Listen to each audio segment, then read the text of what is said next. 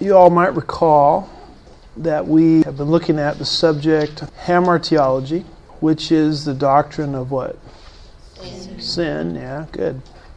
And we're probably going to do this subject this week and probably next. Here's sort of the outline we're working our way through: definition of sin, penalty of sin, origin of sin. And if I remember right, we're right in the midst of the origin of sin. So we defined what sin is. There's a lot of bad definitions of sin, a lot of sinful definitions of sin, if I could put it that way, that don't really capture the issue well. But you'll recall the Bible defines sin a certain way about 6 times. Sin is blank. There's a bunch of Hebrew words that define sin, Greek words in the New Testament that define sin. So this is kind of a definition of sin that I'm comfortable with. Sin is any transgression of or lack of conformity to the holy character of God in thought, word, and deed. And of course, the penalty of sin is what? Death. And so we talked a lot about that, didn't we? What is death? Separation. And there's basically 3 kinds of death that we're subject to because we've inherited something from Adam called sin. And from there we started talking about where did sin come from? How did it enter the picture? And so for the test, you probably need to know the scriptures that describe how sin entered the angelic world. What scriptures would you rely on? Yeah, the Ezekiel 28 and Isaiah 14. If we didn't have those, we wouldn't know. And then, of course, how sin enters the human world is which chapter? Genesis 3. Yeah. And from there, we started talking about how sin is transmitted from parent to child. We started talking about how sin entered the human race, how it's passed from parent to child. And one of the things we said is that when a soul is created, who creates that soul? I mean, does God put his hand into every conception and make a new soul? No. The soul is passed on from parent to child. And so consequently, when we have children, we pass on to our children our bodily characteristics, our soulish characteristics, and included in that list is the propensity to sin. And that's called transmission. Now, when you talk about the origin of sin, the next thing you have to talk about is imputation. Does anybody remember what imputation is? It's a transfer. That's all the word means. What are the 3 imputations of the Bible? 3 transfers. Adam's sin is transferred to us, and we could use Romans 5:12 for that. Our sin is transferred to who? Jesus Christ. And we can use 2 Corinthians 5:21 for that. He who knew no sin became sin. Not that he became a sinner, but he became the sin bearer. And then at the point of faith, Christ's righteousness is transferred to who? Us. Very good. Philippians 3:9 is a very good verse on that. So this one is Hamartiology, this one is Christology, and this one is Soteriology. So the only one we're really focused on is this first transfer. And so the issue with imputation regarding transfer number 1 is I wasn't even there when Adam sinned in Eden, right? Either were you. And yet the Bible tells us that we are born under Adam's sin. So how can that be when I wasn't even present? How can I be accountable for something Adam did when I wasn't even there to participate of the forbidden tree? How can God hold me responsible for something someone else did? I mean, that doesn't really seem fair. So because of this problem, there's 4 views that have developed trying to explain it. And what you have to understand is that we're living with 2,000 years of church history in our rearview mirror. And a lot of these doctrines we take for granted were hammered out very carefully by many theologians that have gone before us. So there was a long discussion about this in church history. And so there's 4 views. The first 2 I think are blatantly wrong. There's something called the Pelagian view, named after a guy named Pelagius, who was a heretic, by the way, so that doesn't bode well for the view, I guess. Pelagian, then there's another view called semi-Pelagian. The two best views that you really have to pick from are federal headship and seminal headship, or just seminal. So let's kind of go through these. There's an essay question on the test that asks you, what are the differences between these four models. But the Pelagian view basically says, and I need to pass out a few verses. Jazz, can you look at Psalm 51:5? And Abner, can you look at Romans 5:12 through 14? And Stephanie, can you look at Hebrews 7:9 and 10? And Aretha, can you look at Acts 10:1 and 2?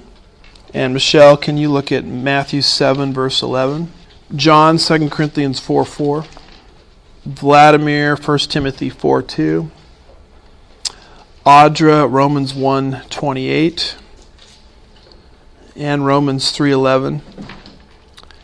And back to, up here to Claudia, Ephesians 4:18. And back to Jazz, Genesis 3:19. And Abner, Isaiah 64:6.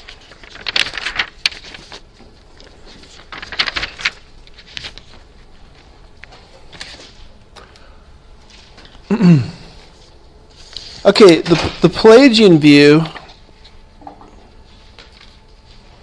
let's see, what's your last name? Yeah, I knew it's Joyce. Give it to me again. Oh, P. Okay, thank you. Gotcha.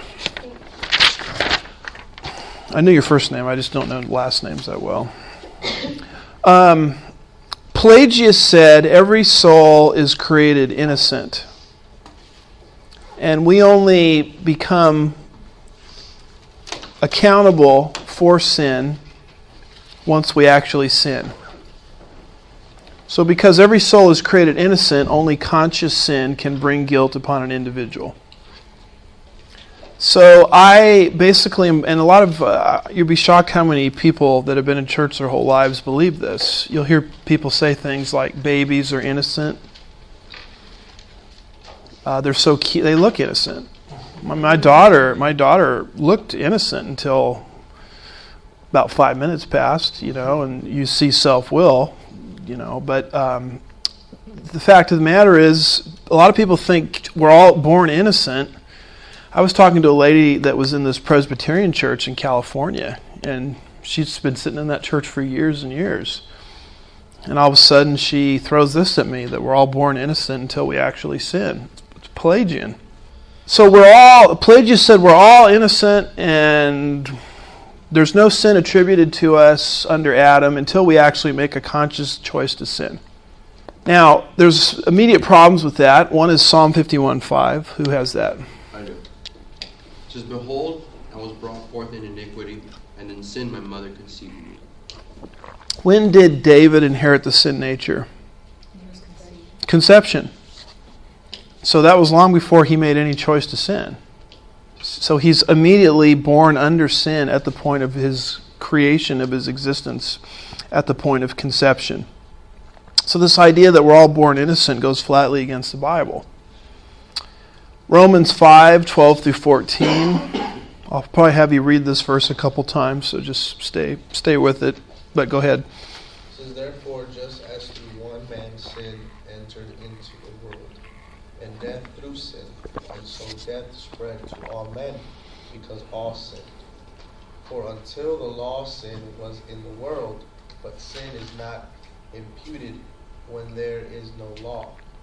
Nevertheless, death reigned from Adam until Moses, even over those who had not sinned, in the likeness of the offense of Adam, who is a type of him who was to come." Okay, death reigned over all of Adam's descendants, right? And that's the condition that we're born into. See that? So whether I like it or not, whether I make any conscious decision to sin, I'm immediately born under Adam's condemnation. That's what the Bible teaches. And it happens before I make some kind of decision to sin. So the biblical view on it is our sin does not make us a sinner, right? I sin because I am a sinner. I'm just fulfilling my job description when I sin. But there's no point of innocence, whereby I become a sinner once I actually sin. Now, Adam and Eve, in their pre-fallen condition, were in that circumstance. They were created perfect, and they didn't become sinners until they sinned. But their circumstance is totally different. They weren't born with a sin nature. They weren't even born. I mean, they were just created lickety-split as adults. But we inherited something from Adam. So this Pelagian view that we're born innocent and we don't sin, we're not under Adam's guilt until we actually sin, really doesn't hold up biblically.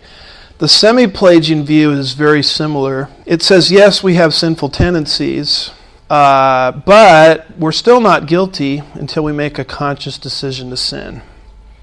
So semi-Pelagian says, okay, you're not born innocent, you have sinful tendencies, but you're not under Adam's condemnation until you actually make a choice to sin.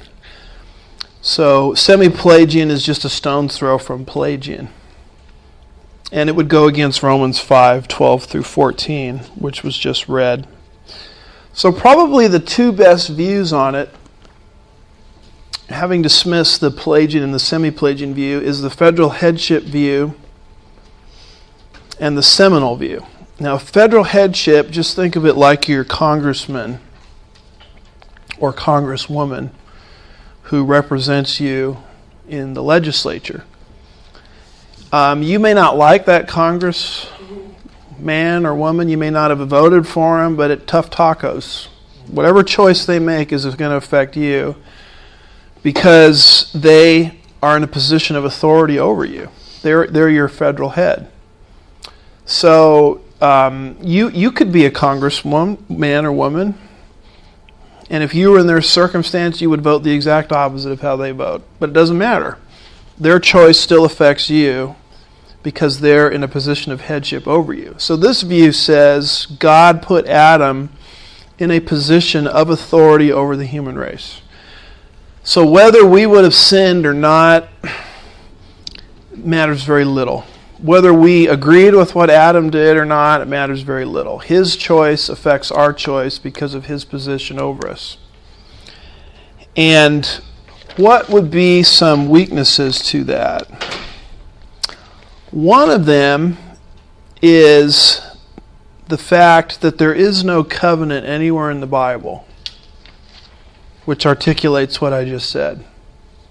There's no covenant where God says to Adam, okay, whatever you're going to do is going to affect everybody else, whether they would have done what you would have done or not. And there's another thing that's problematic with this view, and it's Romans 5:12. Can you reread Romans 5:12? Therefore, just as through one man sin entered into the world, and death through sin, and so death spread to all men because all sinned. Okay, you see this idea, all sinned?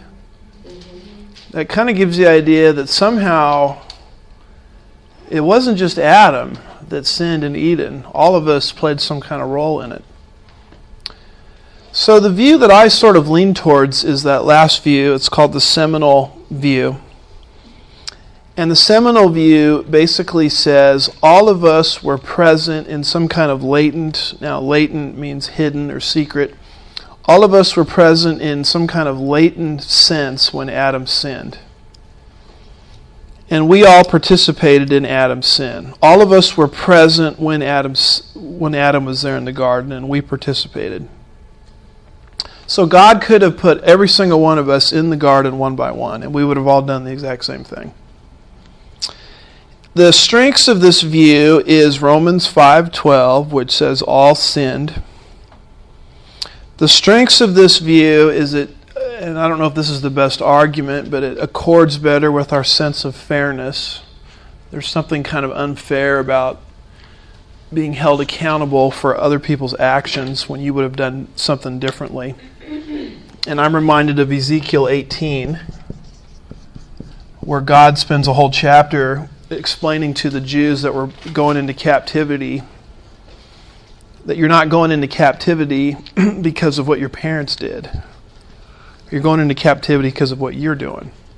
And he talks about how God doesn't hold people accountable for something someone else did. So Ezekiel 18, it's really the whole chapter is on that. And furthermore, the view is supported by a parallel passage in Hebrews 7 and verses 9 and 10. This is a very, very interesting passage. Who has that? I do.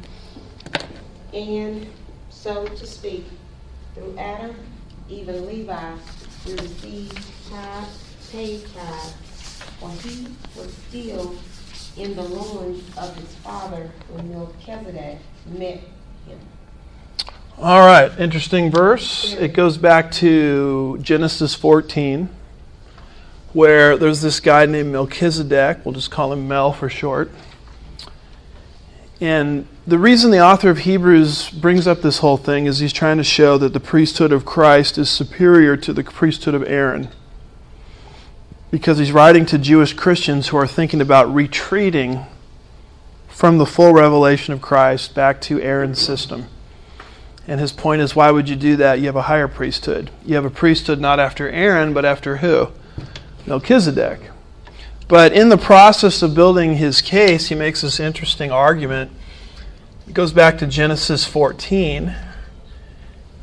Abraham was coming back from a battle, and there's this strange character. He's only mentioned in Genesis 14, and I think he's mentioned again in Psalm 110. Other than that, and Hebrews. Other than that, we know zero about him. But he was an actual ruler of a city called Salem. Does that ring a bell? What does Salem mean? Peace. And it kind of sounds like Jerusalem. So it was probably he was ruling the city of Jerusalem.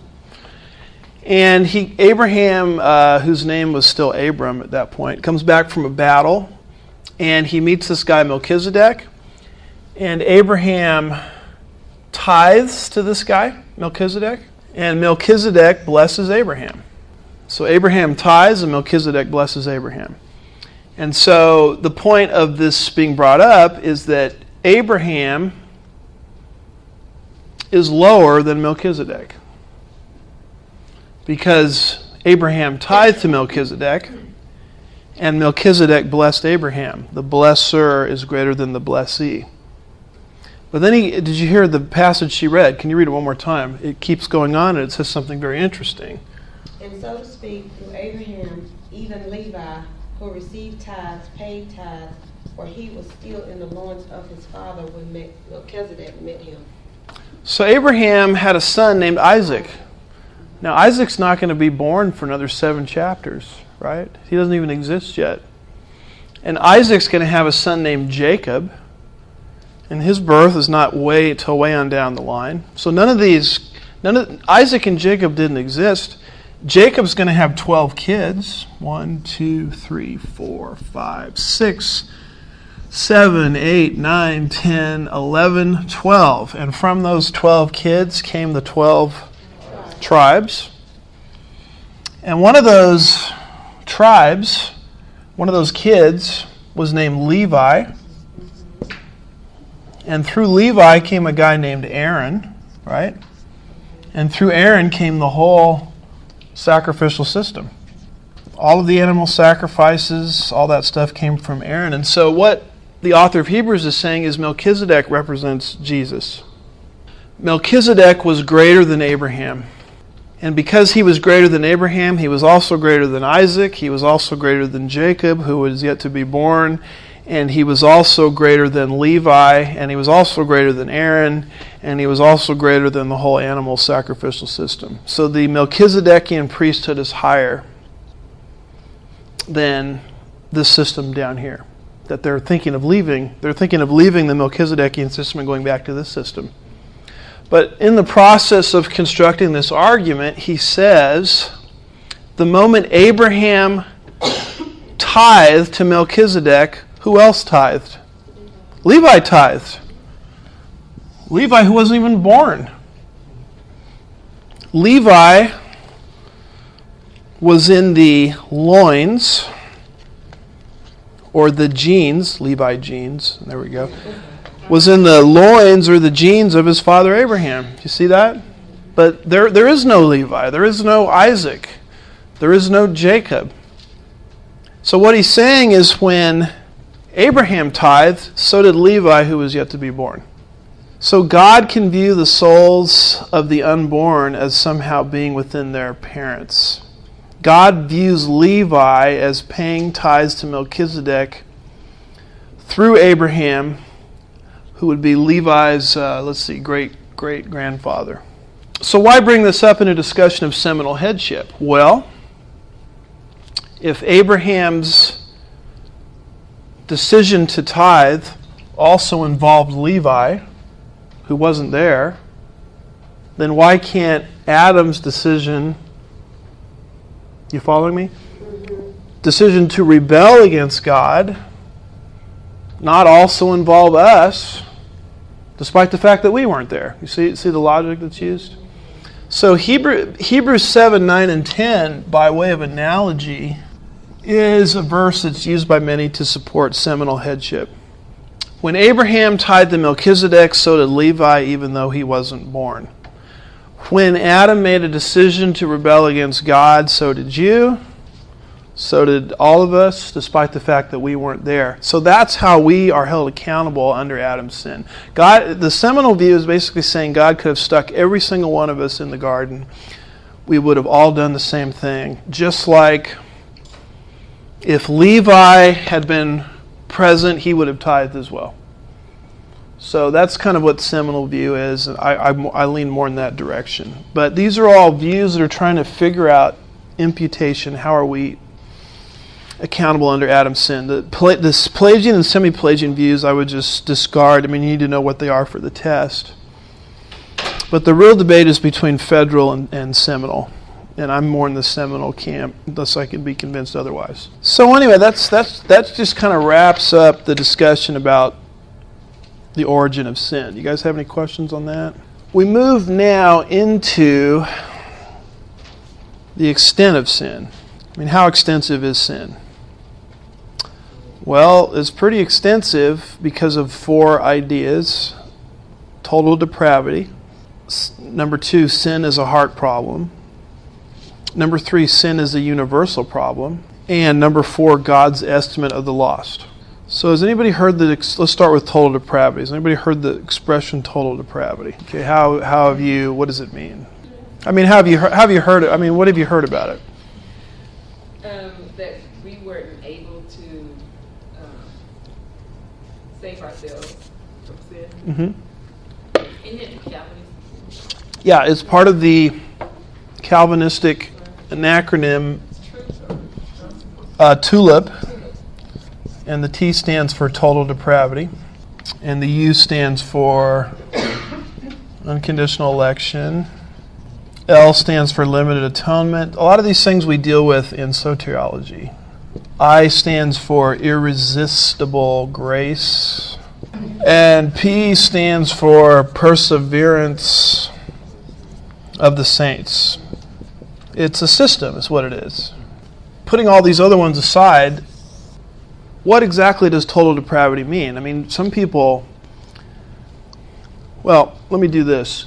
Let me tell you what total depravity does not mean before we talk about what I think it biblically means.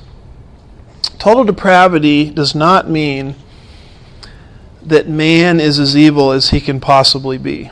A non-Christian will still hit the brakes, hopefully, when they see a child in the crosswalk, right? A non-Christian can still give money to the Cancer Research Society. Total depravity doesn't mean that man is as wicked as he can possibly be. It doesn't mean that man indulges every single sin he could possibly indulge. So some verses that show this would be Acts 10, 1 and 2. Who has that? Now there was a man at Caesarea named Cornelius, a centurion of what was called the 1,000 Lord, a devout man and one who feared God with all his household, and gave many alms to the Jewish people and prayed to God continually. Now, who is this guy? Cornelius. Is he a believer? He's not a believer yet. Because Acts 11 verse 15 clearly says, actually I think it's verse 14. Can you read that, Aretha? Acts 11:14 and 15. And he will speak words to you by which you will be saved, and you and all your household. Now this is what Peter is describing how Cornelius was saved a chapter later. He will speak words to you which you will be saved. This is what God is saying to Cornelius. Peter's going to show up and he's going to give you words by which you will be saved. So therefore, before Peter showed up, right, in Caesarea Philippi, in Acts 10, 1 and 2, this guy Cornelius was not a believer. He wasn't saved yet. And look at what he was doing. He was praying, wasn't he? Mm-hmm. It says he was a devout man. He was giving money and things like that. So here's an unsaved man that's doing things that, on the surface look very good. So therefore, depravity doesn't mean that men are totally wicked in every possible thing they do. There's only one time in history when I can think of men becoming as evil as they could possibly be, and that's just before the days of Noah, where every inclination of their hearts was continually wicked. And I think that happened because of a fallen angelic contribution to that, called the sons of God. I think human angels were having a sexual relationship with human women. And if you take me for Angels Church prophecy, I try to unpack that. But that was an abnormal time in history. The natural state of man is that he doesn't do everything that he could possibly do that's wicked. Now, Jesus makes another statement in Matthew 7, verse 11. Who has that? If you then, being evil, know how to give good gifts to your children, how much more will your Father who is in heaven give what is good to those who ask him? Okay, and I love how Christ just gets right to the bottom line. If you then know you're evil, so he tells us we're evil, but he says even in your evil state, you know how to give good gifts to your kids. I mean, you know how to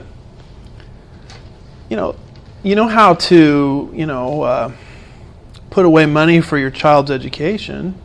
I mean, what parent, if their kid lost a tooth, wouldn't put a silver dollar under their pillow to tell them the tooth fairy, came and... I mean, that's a fun thing to see. I'm not saying, I don't know if that's very good theology to do that, but I do that, because it's enjoyable, But we tell our daughter the truth, but it's fun to watch. But, we buy presents for our kids and all these kinds of things. Unsaved people do that. Saved people do that.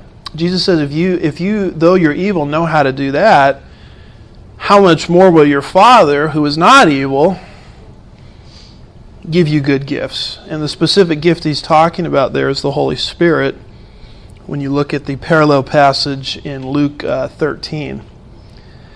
So total depravity does not mean that man is as bad as he can be. And it also does not mean that man indulges every sin he can indulge. Because when I was unsaved, there were some sins that I participated in, but by and large, I was fairly moral. Mm-hmm. Now, part of my problem as an unsaved person is I became prideful in my morality, which is a sin. But I didn't go out and get wasted and all these kinds of things that other people were doing. I didn't take any drugs. So just because I was in a depraved state didn't mean I indulged every sin that could be indulged. So that's what depravity does not mean. It does not mean that men are as bad as they can possibly be. It doesn't mean men are incapable of doing good things. Something I need to add to this list, which I'll add right now. It does not mean that men are incapable of choosing God either. Because the Calvinist basically believes men are so evil that they can't even make a choice for God to believe. And that's where they get this idea that faith is a gift. So faith has to be created inside of you, because you in and of yourself are incapable of believing. I like a lot of the things John MacArthur says, but I have a transcript of his where he tells people that he's evangelizing in his church. He gives an evangelistic message, at the conclusion of his service, like most pastors do. And he tells people to pray for the gift of faith. Now, you tell me in the Bible where anybody is evangelized by saying pray for the gift of faith. That's a Calvinistic view of depravity which says man can't choose. We are never told to pray for the gift of faith. We're told to believe in the Lord Jesus Christ, right? What did Paul say to the Philippian jailer who said, "What must I do to be saved?" He didn't say pray for the gift of faith.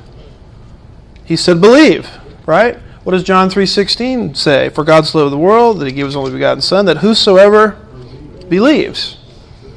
Now, I'll talk about it when we get to soteriology. I believe the Spirit of God places us under conviction.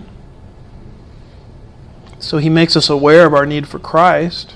But once I'm under that conviction, I have a responsibility to believe. God does not just take over and believe for me. So total depravity does not mean man is as evil as he can be. It doesn't mean he's incapable of doing good things. It doesn't mean he's incapable of faith of any sort. So what does it mean then? What it means is two things. Number one, every part of my being has been touched by sin in some way. There is no part of me that escapes sin. That's where the word total comes from. So my intellect has been corrupted, my conscience has been corrupted, my will to some extent has been corrupted, my heart has been corrupted, my body has been corrupted. So who has 2 Corinthians 4:4? In whose case the God of this world has blinded the minds of the unbelieving, so that they might not see the light of the gospel of the glory of Christ, who is the image of God. So what has happened to my mind? It's been blinded. So sin did not affect me from the neck down. Sin affected every part of my being, including how I think. So this is why Proverbs 3 verses 5 and 6 says, trust the Lord with all your heart, lean not on your own understanding. Why should I not lean on my own understanding? Because my mind has been affected by sin. It doesn't mean I can't believe in Christ once I'm put under conviction, but it does mean that my capacities to think have been corrupted by sin. Sin just didn't affect me from the neck down. Proverbs 14, is it verse 23, says there is a way which what? Seems right. It looks right from the human perspective, but the end thereof is death. It's actually not Proverbs 14:23, but I believe it's in there it is, Proverbs 14:12. There is a way which seems right, but the end thereof is death. So sin. So we're told in the Bible not to trust our intellects, unless our intellects are aided by divine revelation. Yes, we're told to glorify God in our minds and renew our minds and all those kinds of things, but the Bible never supports the idea of unaided intellect. In other words, using one's mind however you want to use it. What the Bible says is your mind needs to be hemmed in or controlled by scriptural truth. You're not to just let it go down any corridor it wants to go down. So the Bible says thou shalt not commit adultery. So therefore I don't give my mind over to sociological data which says adultery actually helps a marriage. You seen these kinds of studies that come out? I mean, I've watched whole talk shows on this where people are trying to argue that, yeah, go ahead and commit adultery every once in a while. That actually helps your marriage. And they give you all this sociological data as to why it actually helps your marriage. Well, why would I allow my mind to go that direction when the Bible says, thou shalt not commit adultery? So I'm not free to just come up with any conclusion I want because my mind itself has been corrupted by sin. Furthermore, my conscience has been corrupted by sin. Who has 1 Timothy 4:2?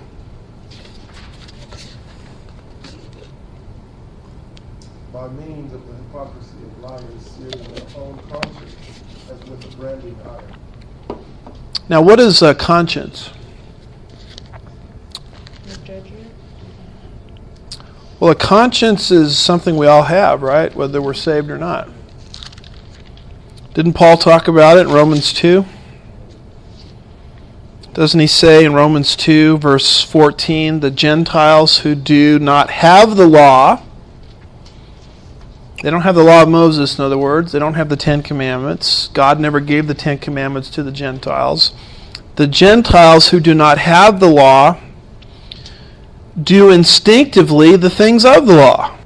These not having the law are a law to themselves, in that they show the work of the law written where?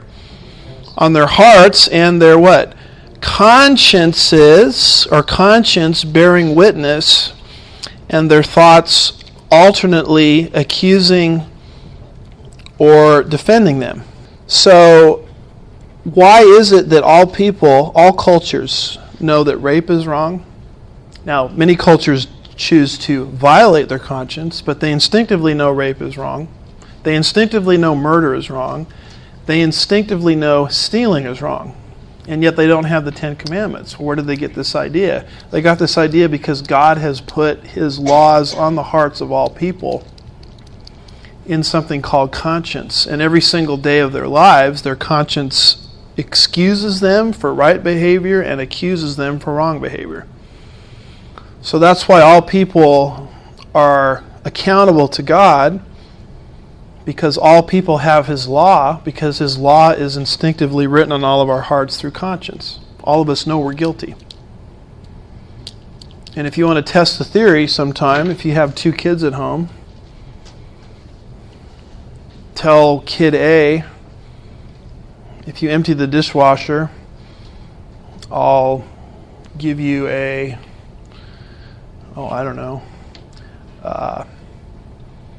big wheel or something like that. And then the kid empties the dishwasher, you give the kid a big wheel, and tell the other kid who's the same age, oh, you emptied the dishwasher, I'm going to take you to Orlando Disney World. So the kid that got the big wheel is going to say, that's not fair. Well, who gave him the idea that things are supposed to be fair? I mean, where do they get this idea of fairness from? Well, they got it from God. That's where they got it from. They're little tiny kids, and they understand what unfairness looks like because the law of God is written on their hearts. So, basically what can happen is the conscience that we have inside of us. Can you reread that passage, Vladimir? It can become seared as with a hot iron.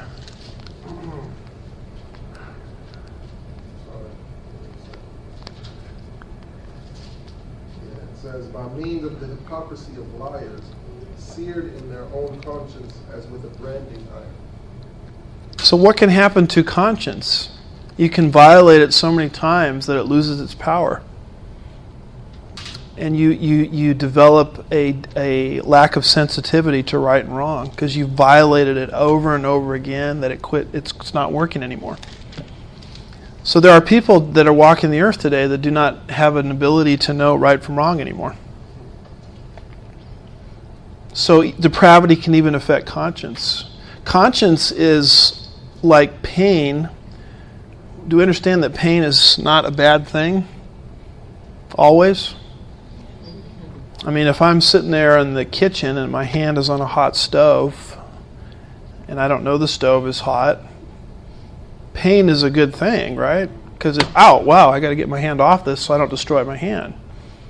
If I'm walking on the beach and all of a sudden my feet are in pain because there's glass underneath the sand, broken glass underneath the sand that I can't see, pain is a good thing. It tells me to quit walking on this area or else I'm going to destroy my feet.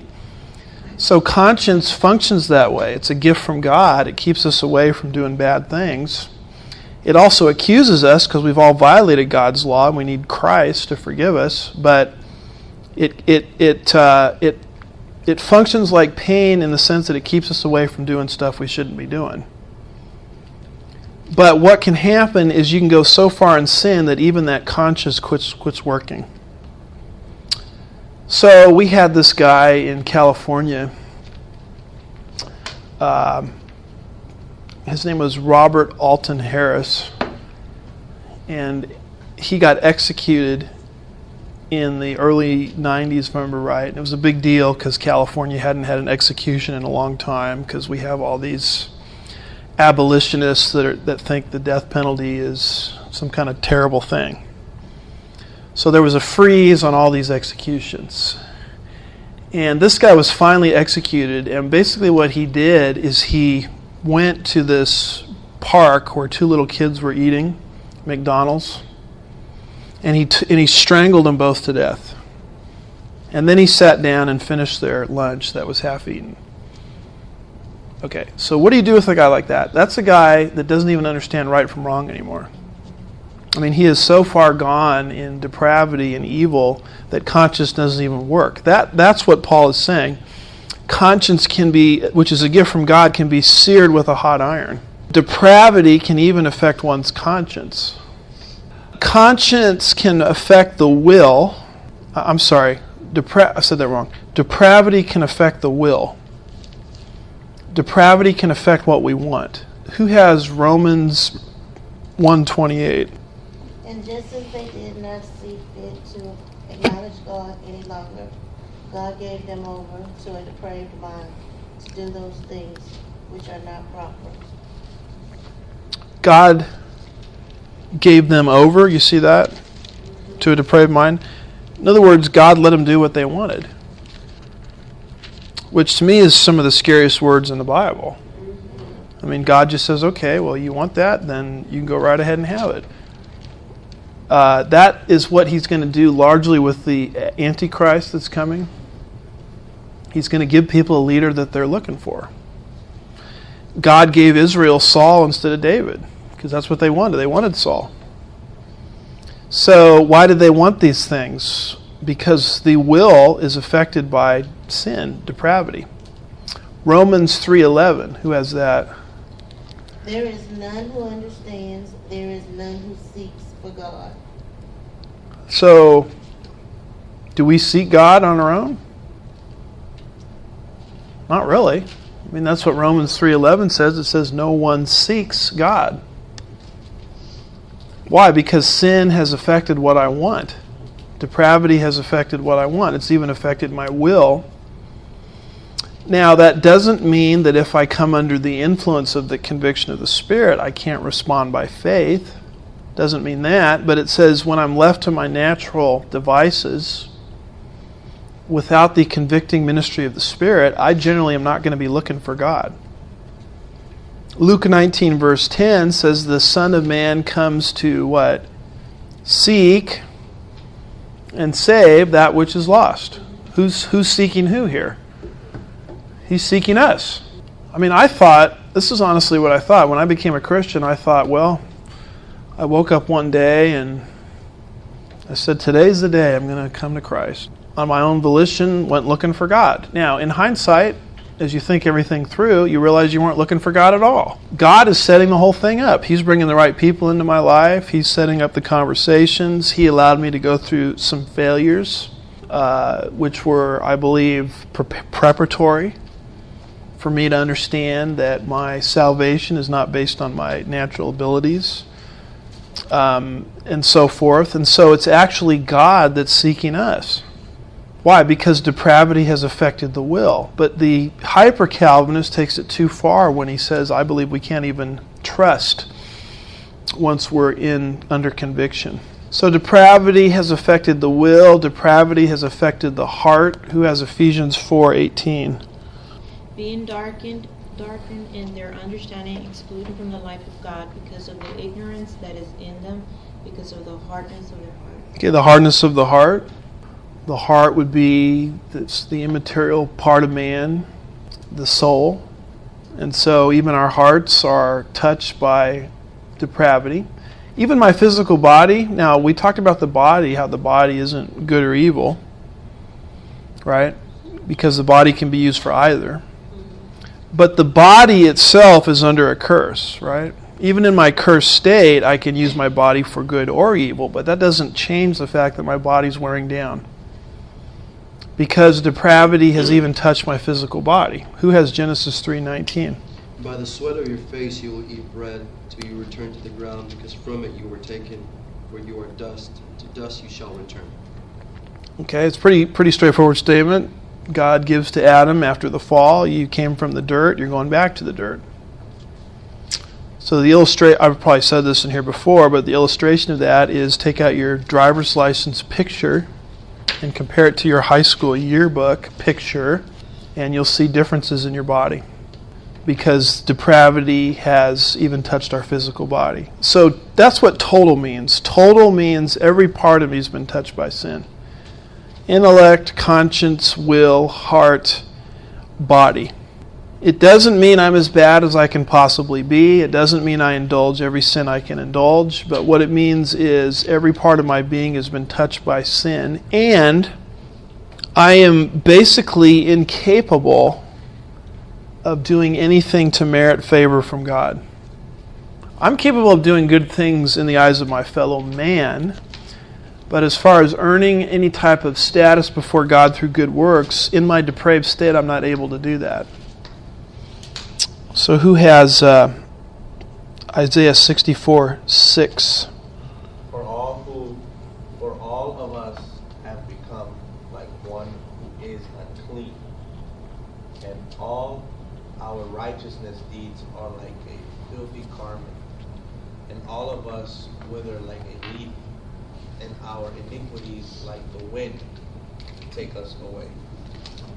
So all of our righteous deeds, now that would be deeds used to curry God's favor.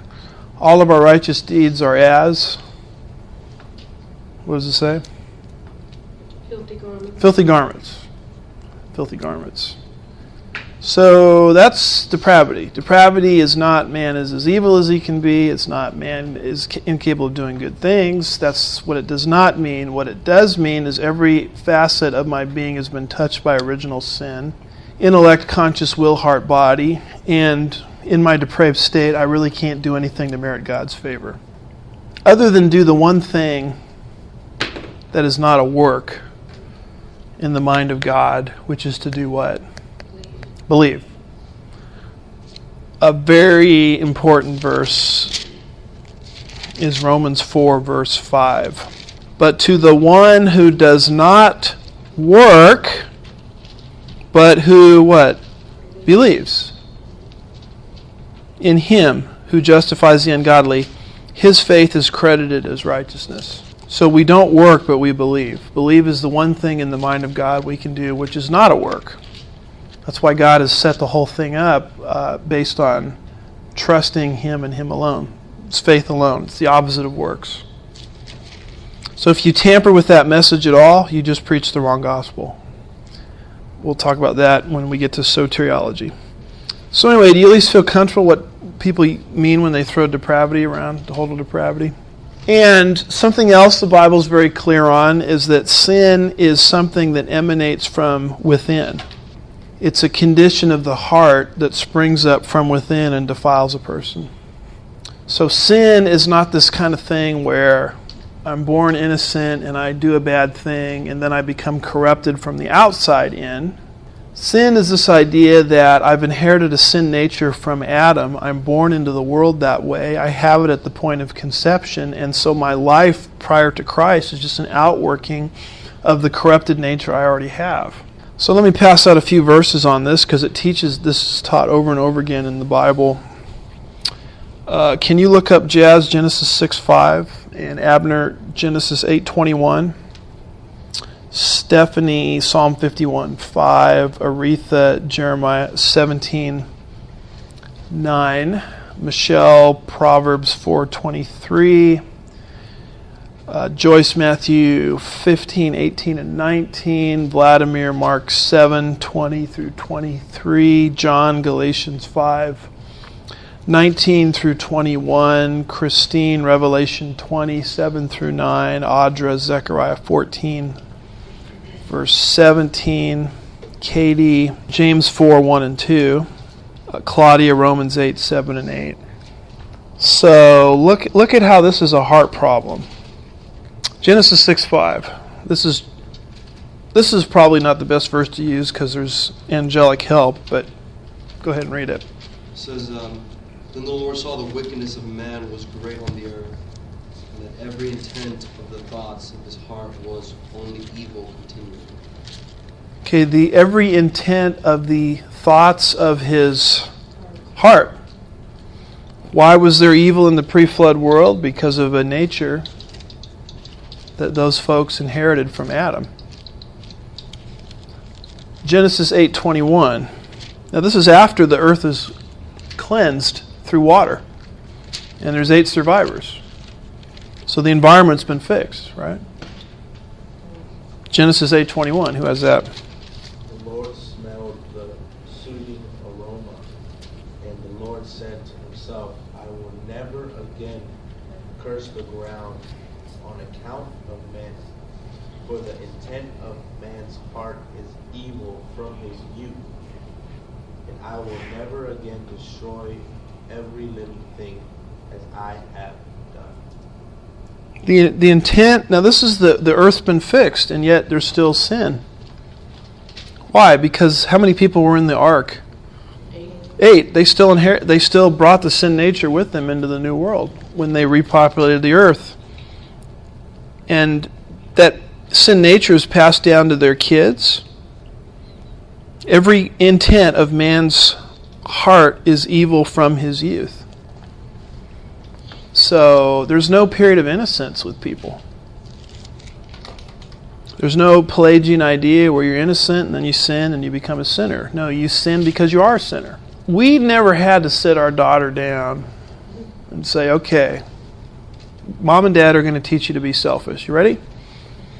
Here's how you hoard your toys. Here's how you throw a tantrum when you can't have your way. Now, why did she not know how to do these things?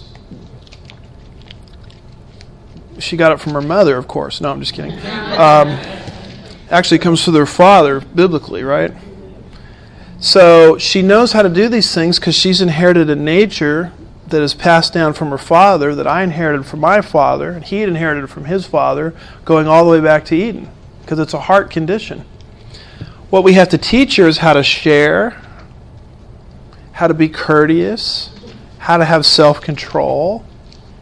Those are counterintuitive, right? But the throwing a tantrum and being self-centered is not counterintuitive. That's natural to all of us, because sin is a heart issue. Psalm 51:5 we've seen before, but we can read it again. Behold, I brought forth in iniquity, and in sin my mother conceived me. Okay, when did David have the sin nature? At the point of conception.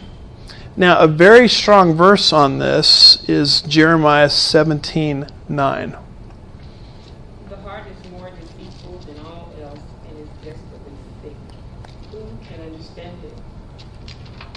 Did you know that from the divine point of view, without Christ you're sick and you're desperately wicked? Why? Because it's the what?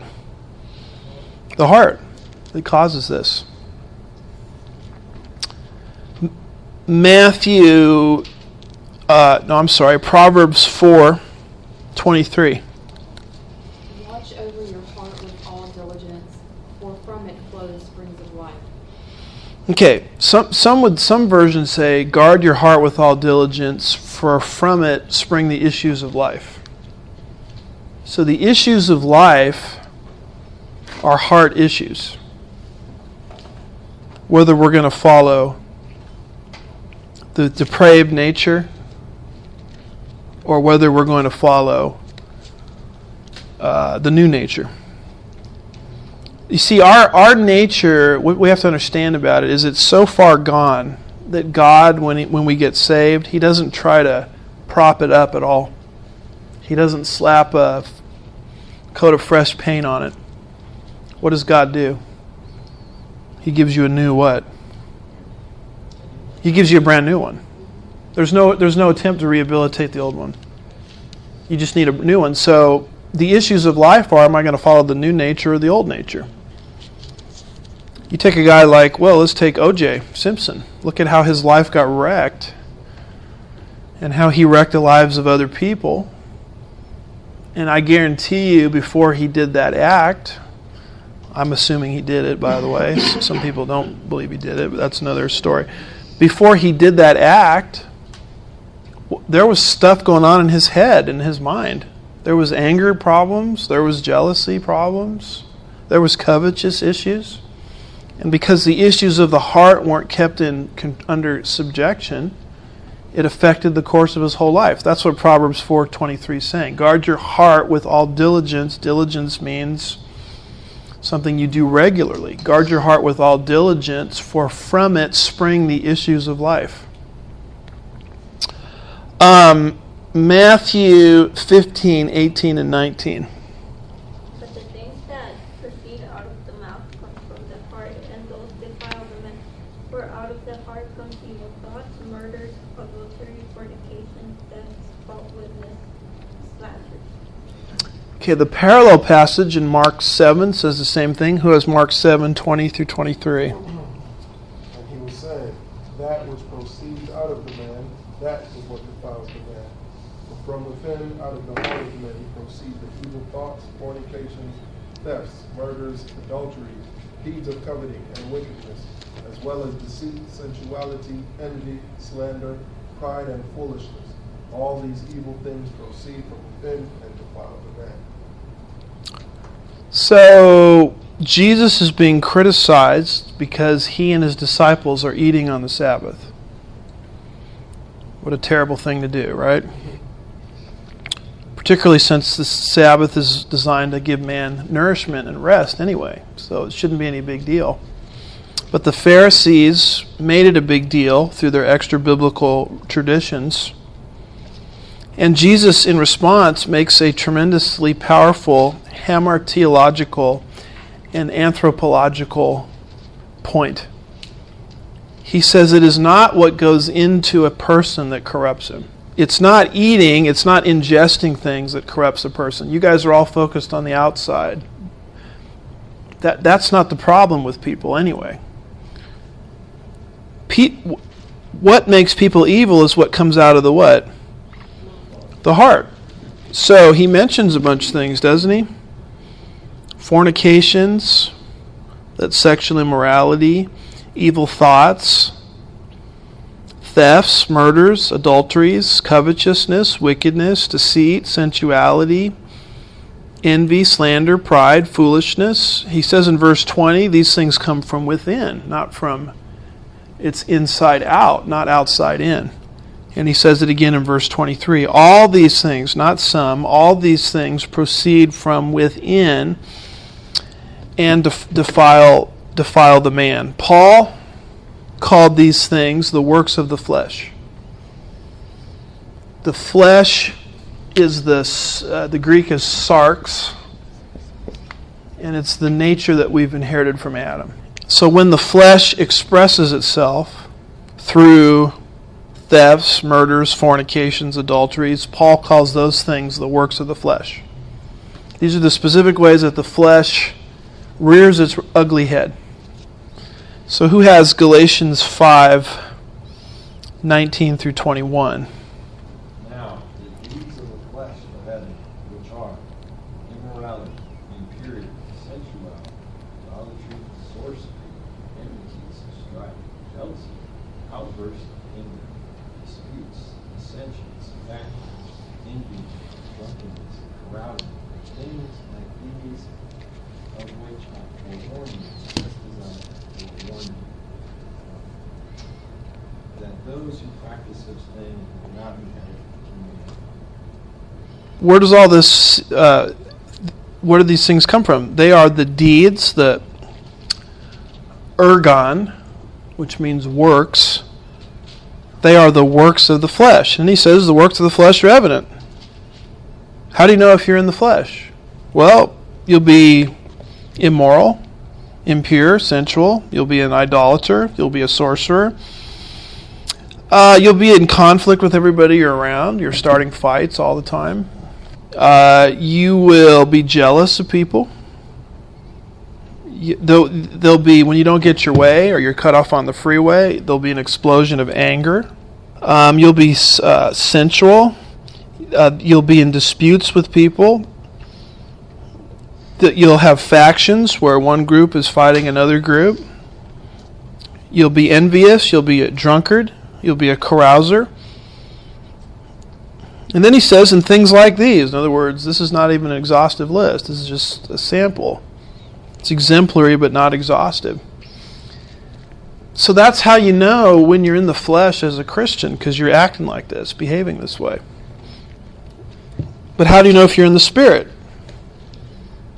Can you read John 22 and 23, same chapter? Through the Spirit, is love, joy, patience, kindness, goodness, faithfulness, self-control. These such things are pleasing. No, that's good. How do you know if you're in the Spirit? The fruit of the Spirit will be there. Love, joy, peace, patience, kindness, gentleness, self-control, faithfulness. In other words, at any given point, you can monitor whether you're in this flesh or in the Spirit as a Christian. Now, if you're not a Christian, you don't even have the Spirit. And if you don't have the Spirit at all, the only thing that really you have that can rear its head in your life is the works of the flesh. But if you have the Spirit, there's something inside of you that wants you to behave differently, counterintuitive to the works of the flesh. But, notice how all these things emanate from the sarx. They emanate from within. These are heart problems. And this is a very important concept. Well, a couple more verses. James 4, 1 and 2. James 4, 1 and 2. From whence come wars and fighting among you? Come they not hence, even of your lusts that war in your members? Ye lust and have not. Ye kill and desire to have, and cannot attain. Ye fight and war, yet ye have not, because ye ask not. So where do all these things, you ever wonder why people can't get along with each other? Where does it come from? From your own members? From your own lusts? See, these are heart issues. Romans 8, 7 and 8. Who has that? Because the mindset on the flesh is hostile towards God, for it does not subject itself to the law of God, for it is not even able to do so. And those who are in the flesh cannot please God. So the flesh is essentially something that's hostile to God. It can't please God, even if it wanted to. So here's a question I have for you. Why do people do bad things? Do they do bad things because of their environment? Basically, what the world system tells you is that if you fix people's environment, evil will disappear. So if you give everybody a higher educational level, crime will go down. If you raise the literacy level, crime will go down. If you give everybody employment, crime will go down. And so it comes from a worldview that says we're going to fix evil in the world by changing the environment. Well, guess what happens when you take a thief and give him an education? You increase his ability to steal. You take a blue-collar criminal and turn him into a white-collar criminal is what you do. If his nature's not changed, you turn him into a Ken Lay or an Ivan Boesky or somebody like that. By the way, did you know that one of the most educated cultures of all time in terms of literacy rates was, anybody know the culture? Nazi Germany. When you look at literacy standards, it was very high. And look at what happened over there. So obviously, making everybody literate is not a problem. I mean, biblically, the issue is people have a nature that it's at war with their Creator. And by the way, it's very interesting, and here's a scholar that talks about this. He's a sociologist and a criminologist. I'm not sure if he's still living, but his name is James Q. Wilson. And he's always talking about how crime, there's something more to it than lack of education. And one of the things he brings up is the crime rate during the Great Depression, when everybody was out of work, went down, not up. So therefore, there's not necessarily a correlation between having money or not having money and crime. It's some kind of heart problem. How do you explain Winona Ryder? Or who's this lady that just got into trouble? The rich singer, forgot her name. Got into trouble criminally. Anyway, Winona Ryder, I mean, she basically went through you know what Winona Ryder is, the actress? She's a great actress. I mean, but she was a few years back going through a department store in Beverly Hills, and they got her on camera taking stuff and putting it in her bag. Now, why was she doing those crimes? Because she was poor? I mean, she's got money to burn. She's doing these things because she has a nature that's at war with God. That's the issue.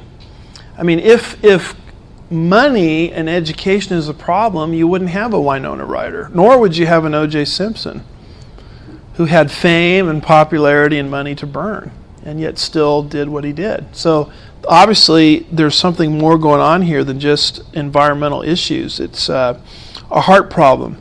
The millennial kingdom is the perfect illustration of this. Because in the millennial kingdom, you'll have people living in that kingdom with sin natures. Because the kingdom will start with believers of the tribulation period, who are survivors of the tribulation period. The church will have already been raptured, so we'll be in resurrected bodies, so we won't even have an ability to sin. But there'll be people that survive the tribulation period. They make it to the end. They're believers. They have kids. Their kids have kids. And what just got passed on down? The sin nature. So you've got people with sin natures living in the millennial kingdom. And in the millennial kingdom, there's no environmental problem. There's no war problem, because the nations will beat their swords into plowshares. There's no poverty problem, because it talks about great agricultural prosperity taking place during the millennial kingdom. You know, there'll be a chicken in every pot, and he talks about how the plowman will overtake the sower, and the reaper will overtake the sower, and all that kind of stuff. So there's no economic problem. There's no knowledge problem, because the earth will be filled with the knowledge of the Lord. So you've got 1,000 years of utopia. What does utopia mean? A perfect society that Jesus will usher in as he's ruling from David's throne for 1,000 years. And yet, what's the end product? Who has Zechariah 14 and verse 17?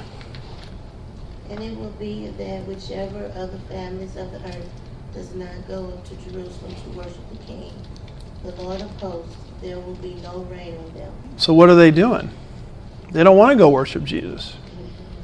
Why not? He's given them 1,000 years of utopia, because sin is a heart problem. Who has Revelation 20, 7 through 9? In 1,000 years are completed, Satan will be released from his prison, and will come out to deceive the nations which are in the four corners of the earth, Gog and Magog, to gather them together for the war. The number of them is like the sand of the seashore. And they came up on the broad plain of the earth, and surrounded the camp of the saints and the beloved city. And fire came down from heaven and devoured them. So once Satan is let out of his cage, he invokes a rebellion, right? And who follows him? Just a couple of rebel rousers? How many people? It says those involved are as the sand of the seashore. How much sand is there on the seashore? Countless. So countless people are involved in this rebellion. Now these are people that have been living in utopia for 1,000 years. Now if environment fixes the issue, there wouldn't be a rebellion, would there, at the end of the millennium? So what's the point of all this? It's to say that sin is basically a heart condition. That's what it's trying to say. Any questions or thoughts on that? This is where getting a biblical education is totally different than getting a secular education. Because if you're sitting under a secularist, and I've sat under a ton of secularists, I went all the way through law school sitting under secularists, and they all said over and over again, fix the environment and crime disappears. Now, you're under a biblical education.